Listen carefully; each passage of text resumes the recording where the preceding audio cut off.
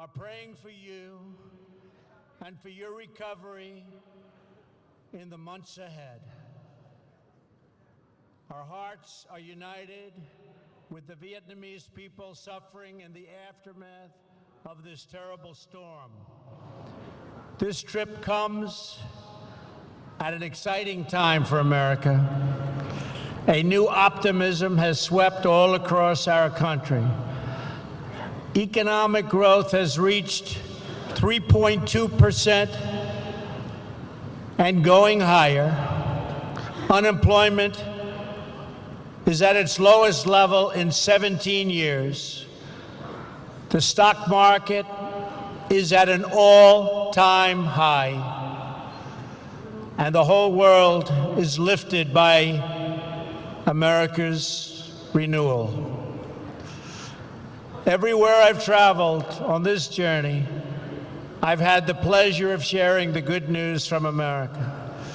But even more, I've had the honor of sharing our vision for a free and open Indo-Pacific, a place where sovereign and independent nations with diverse cultures and many different dreams can prosper side by side and thrive in freedom and in peace. I am so thrilled to be here today at APEC because this organization was founded to help achieve that very purpose. America stands as a proud member of the community of nations who make a home on the Pacific. We have been an active partner in this region since we first won independence ourselves. In 1784, the first American ship sailed to China from the newly independent United States. It went loaded with goods to sell in Asia, and it came back full of porcelain and tea. Our first president, George Washington himself, owned a set of tableware from that ship. In 1804, Thomas Jefferson sent the explorers Lewis and Clark on an expedition to our Pacific coast. They were the first of the millions of Americans who ventured west to live out America's manifest destiny across our vast continent. In 1817, our Congress approved the first full-time Pacific development of an American warship. That initial naval presence soon grew into a squadron, then a fleet to guarantee freedom of navigation for the growing number of ships, braving the high seas to reach markets in the Philippines, Singapore, and in India. In 1818, we began our relationship with the Kingdom of Thailand. And 15 years later, our two countries signed a treaty of friendship and commerce, our first with an Asian nation. In the next century, when imperialist powers threatened this region, the United States pushed back at great cost to ourselves. We understood that security and prosperity depended on it. We our first with an Asian nation. In the next century, when imperialist powers threatened this region, the United States pushed back at great cost to ourselves. We understood that security and prosperity depended on it. We have been friends, partners, and allies in the Indo-Pacific for a long, long time. And we will be friends, partners, and allies for a long time to come. As old friends in the region, no one has been more delighted than America to witness, to help, and to share in the extraordinary progress you have made over the last half-century. What the countries and economies represented here today have built in this part of the world is nothing short of miraculous. The story of this region in recent decades is the story of what is possible when people take ownership of their future. Few would have imagined just a generation ago that leaders of these nations would come together here in Da Nang to deepen our friendships, expand our partnerships, and celebrate the amazing achievements of our people. This city was once home to an American military base in a country where many Americans and Vietnamese lost their lives in a very bloody war. Today, we are no longer enemies. We are friends. And this port city is bustling with ships from all around the world. Engineering marvels like the Dragon Bridge welcome the millions who come to visit Da Nang's stunning beaches, shining lights, and ancient charms. In the early 1990s, nearly half of Vietnam survived on just a few dollars a day, and 1 in 4 did not have any electricity. Today, an opening Vietnamese economy is one of the fastest growing economies on earth. It has already increased more than 30 times over, and the Vietnamese students rank among the best students in the world.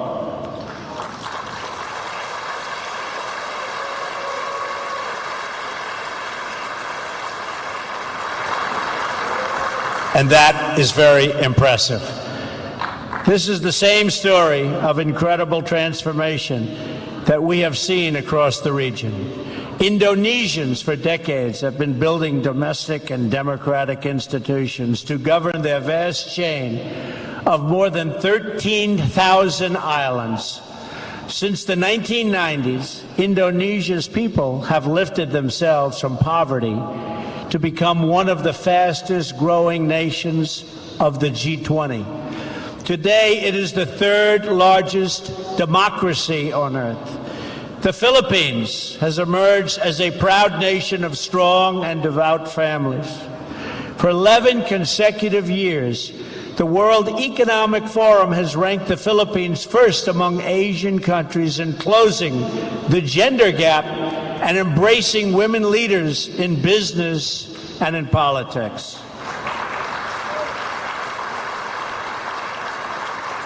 The Kingdom of Thailand has become an upper middle income country in less than a generation. Its majestic capital of Bangkok is now the most visited city on earth. And that is very impressive. Not too many people here from Thailand.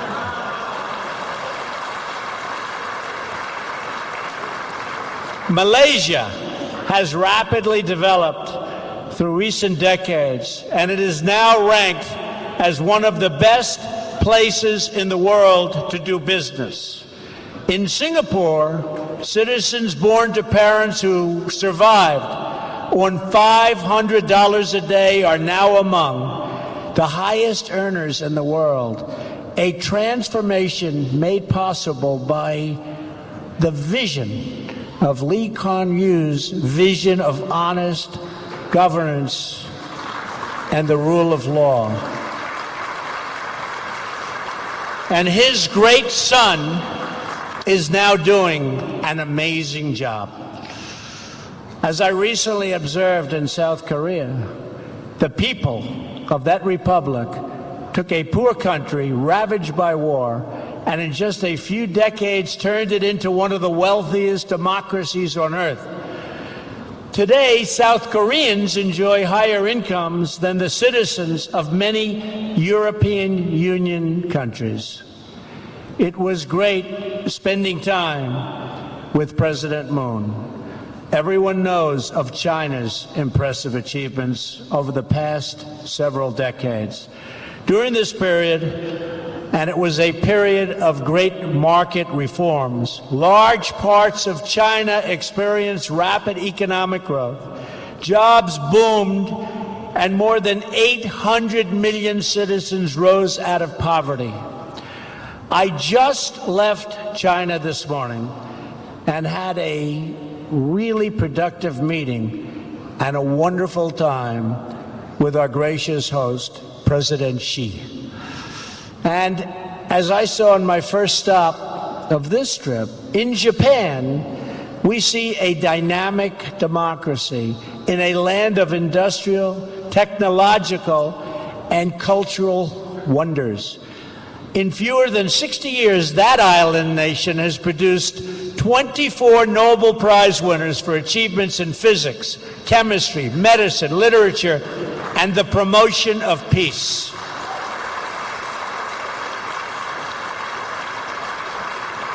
President Abe and I agree on so much. In the broader region, countries outside of APEC are also making great strides in this new chapter for the Indo-Pacific. India is celebrating the 70th anniversary of its independence. It is a sovereign democracy, as well as, think of this, over 1 billion people. It's the largest democracy in the world. Since India opened its economy, it has achieved astounding growth and a new world of opportunity for its expanding middle class. And Prime Minister Modi has been working to bring that vast country and all of its people together as one. And he is working at it very, very successfully indeed. As we can see in more and more places throughout this region, citizens of sovereign and independent nations have taken greater control of their destinies and unlocked the potential of their people. They pursued vision of justice and accountability, promoted private property and the rule of law, and embraced systems that value hard work and individual enterprise. They built businesses. They built cities. They built entire countries from the ground up. Many of you in this room have taken part in these great uplifting national projects of building. They have been your projects from inception to completion, from dreams to reality. With your help, this entire region has emerged, and it is still emerging, as a beautiful constellation of nations, each its own bright star, satellites to none, and each one a people, a culture, a way of life, and a home. Those of you who have lived through these transformations understand better than anyone the value of what you have achieved. You also understand that your home is your legacy, and you must always protect it. In the process of your economic development, you've sought commerce and trade with other nations and forged partnerships based on mutual respect and directed toward mutual gain. Today, I am here to offer renewed partnership with America, to work together to strengthen the bonds of friendship and commerce between all of the nations of the Indo-Pacific, and together to promote our prosperity and security. At the core of this partnership, we seek robust trade relationships rooted in the principles of fairness and reciprocity. When the United States enters into a trading relationship with other countries or other peoples, we will, from now on, expect that our partners will faithfully follow the rules just like we do. We expect that markets will be open to an equal degree on both sides, and that private industry, not government planners, will direct investment. Unfortunately, for too long and in too many places, the opposite has happened. For many years, the United States systematically opened our economy with few conditions. We lowered or ended tariffs, reduced trade barriers, and allowed foreign goods to flow freely into our country. But while we lowered market barriers, other countries didn't open their markets to us. Funny. They must have been one of the beneficiaries. What country do you come from, sir? Countries were embraced by the World Trade Organization, even if they did not abide by its stated principles. Simply put, we have not been treated fairly by the World Trade Organization. Organizations like the WTO can only function properly when all members follow the rules and respect the sovereign rights of every member. We cannot achieve open markets if we do not ensure fair market access. In the end, unfair trade undermines us all. The United States promoted private enterprise, innovation, and industry. Other countries use government-run industrial planning and state-owned enterprises. We adhere to WTO principles on protecting intellectual property and ensuring fair and equal market access. They engaged in product dumping, subsidized goods, currency manipulation, and predatory industrial policies. They ignored the rules to gain advantage over those who followed the rules, causing enormous distortions in commerce and threatening the foundations of international trade itself. Such practices, along with our collective failure to respond to them, hurt many people in our country and also in other countries. Jobs, factories, and industries were stripped out of the United States and out of many countries in addition. And many opportunities for mutually beneficial investments were lost because people could not trust the system. We can no longer tolerate these chronic trade abuses, and we will not tolerate them. Despite years of broken promises, we were told that someday soon everyone would behave fairly and responsibly. People in America and throughout the Indo-Pacific region have waited for that day to come, but it never has, and that is why I'm here today, to speak frankly about our challenges and work toward a brighter future for all of us. I recently had an excellent trip to China, where I spoke openly and directly with President Xi about China's unfair trade practices and the enormous trade deficits they have produced with the United States. I expressed our strong desire to work with China to achieve a trading relationship that is conducted on a truly fair and equal basis. The current trade imbalance is not acceptable. I do not blame China or any other country, of which there are many, for taking advantage of the United States on trade. If their representatives are able to get away with it, they are just doing their jobs. I wish previous administrations in my country saw what was happening and did something about it. They did not, but I will. From this day forward, we will compete on a fair and equal basis. We are not going to let the United States be taken advantage of anymore. I am always going to put America first, the same way that I expect all of you in this room to put your countries first.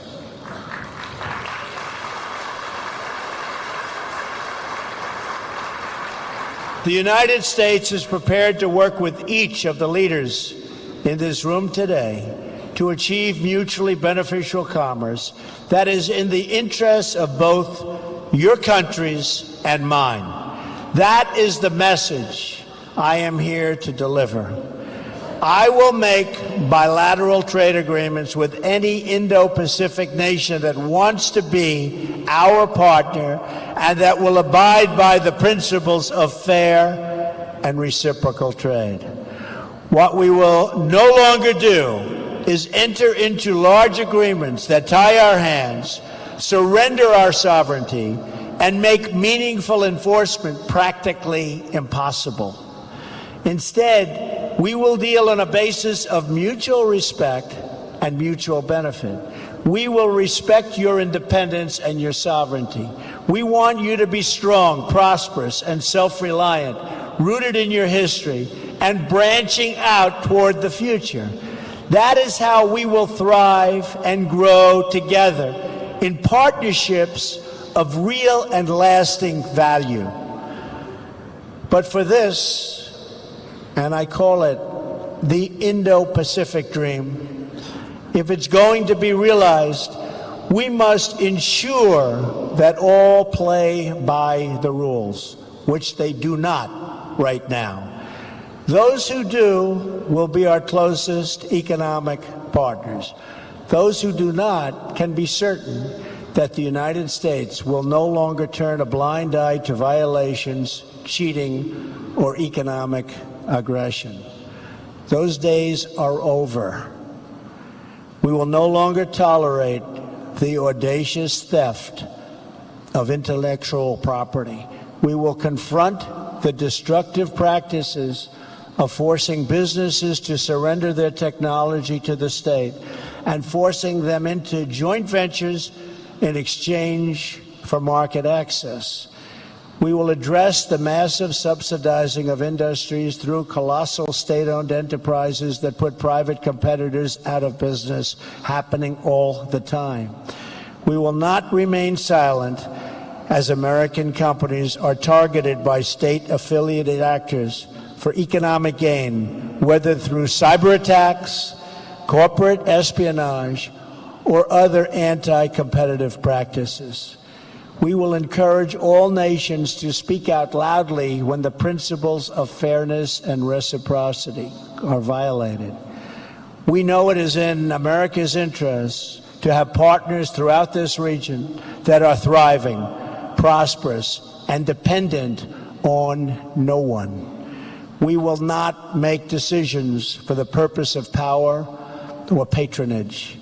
We will never ask our partners to surrender their sovereignty, privacy, and intellectual property, or to limit contracts to state-owned suppliers. We will find opportunities for our private sector to work with yours and to create jobs and wealth for us all. We seek strong partners, not weak partners. We seek strong neighbors, not weak neighbors. Above all, we seek friendship, and we don't dream of domination. For this reason, we're also refocusing our existing development efforts. We are calling on the World Bank and the Asian Development Bank to direct their efforts toward high-quality infrastructure investment that promotes economic growth. The United States will also do its part. We are also committed to reforming our development finance institutions so that they better incentivize private sector investment in your economies and provide strong alternatives to state-directed initiatives that come with many strings attached.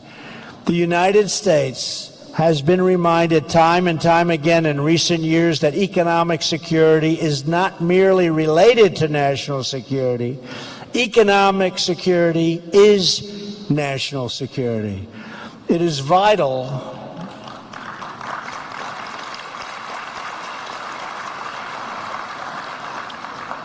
to our national strength. We also know that we will not have lasting prosperity if we do not confront grave threats to security, sovereignty, and stability facing our world today. Earlier this week, I addressed the National Assembly in Seoul, South Korea, and urged every responsible nation to stand united in declaring that every single step the North Korean regime takes toward more weapons is a step it takes into greater and greater danger. The future of this region and its beautiful people must not be held hostage to a dictator's twisted fantasies of violent conquest and nuclear blackmail. In addition, we must uphold principles that have benefited all of us, like respect for the rule of law, individual rights, and freedom of navigation and overflight, including open shipping lanes. Three principles, and these principles create stability and build trust, security, and prosperity among like-minded nations. We must also deal decisively with other threats to our security and the future of our children, such as criminal cartels, human smuggling, drugs, corruption, cybercrime, and territorial expansion. As I have said many times before, all civilized people must come together to drive out terrorists and extremists from our societies, stripping them of funding, territory, and ideological support. We must stop radical Islamic terrorism. So let us work together for a peaceful, prosperous, and free Indo-Pacific. I am confident that together, every problem we have spoken about today can be solved and every challenge we face can be overcome. If we succeed in this effort, if we seize the opportunities before us and ground our partnerships firmly in the interests of our own people, then together we will achieve everything we dream for our nations and for our children.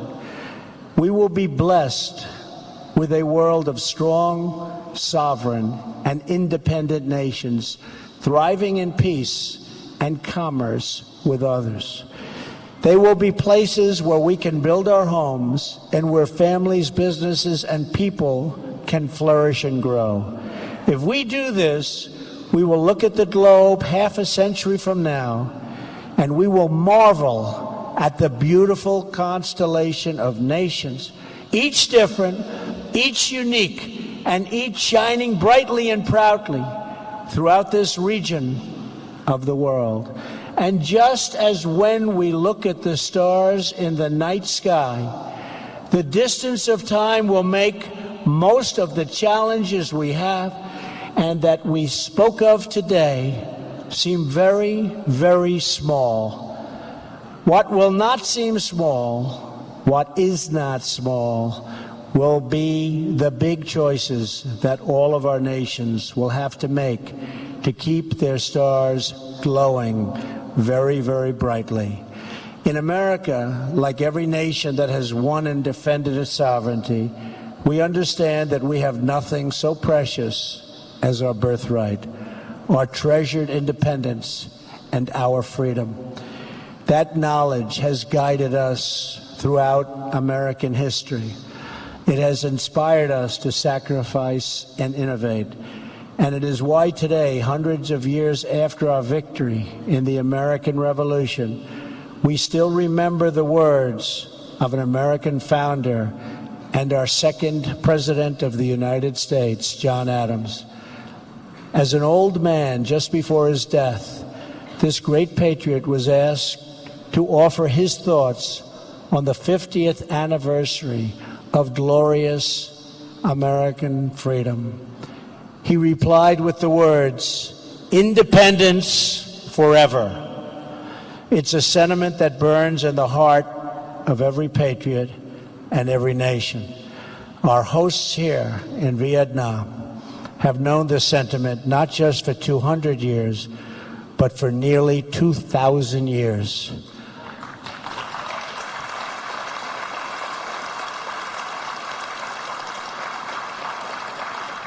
It was around 40 AD when two Vietnamese sisters, the Trung sisters, first awakened the spirit of the people of this land. It was then that, for the first time, the people of Vietnam stood for your independence and your pride. Today, the patriots and heroes of our histories hold the answers to the great questions of our future and our time. They remind us of who we are and what we are called to do. Together, we have it in our power to lift our people and our world to new heights, heights that have never been attained. So let us choose a future of patriotism, prosperity, and pride. Let us choose wealth and freedom over poverty and servitude. Let us choose a free and open Indo-Pacific. Finally, let us never forget, the world has many places, many dreams, and many roads. But in all of the world, there is no place like home. And so, for family, for country, for freedom, for history, and for the glory of God, protect your home, defend your home, and love your home today and for all time. Thank you. God bless you. God bless the Pacific region. And God bless the United States of America. Thank you very much. Thank you. Ladies and gentlemen, please rise to thank the President of the United States of America.